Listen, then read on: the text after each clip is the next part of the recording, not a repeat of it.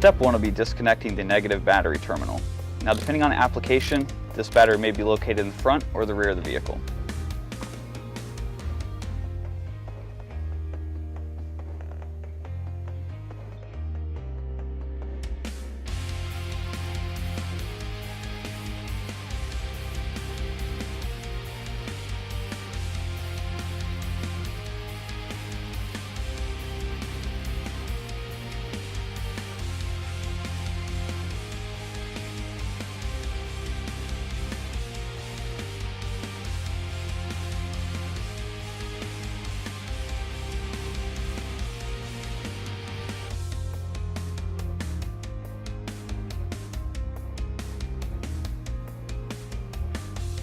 Next step, we're going to go ahead and connect the harness to the module.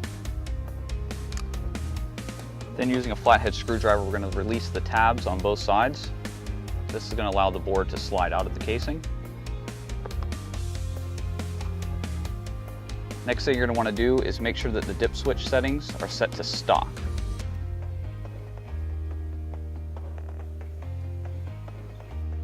Now it's time to reconnect the negative battery terminal.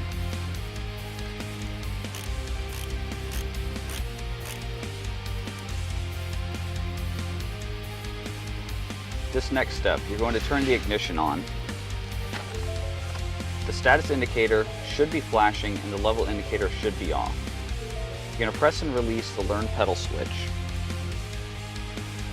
Once you do that, the status level indicator lights will both illuminate.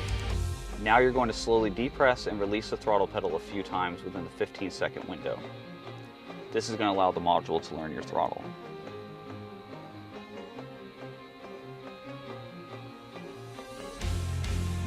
Now you'll see the status indicator begins to flash and the level indicator turns off. Now go ahead and turn the ignition off. Alright, next step is going to be sliding the board back into the enclosure. Go ahead and slide that in there.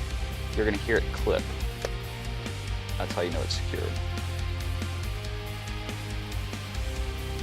Now for this next step, you're going to want to go ahead and secure this module underneath the dash with the supplied 3M tape or the zip ties.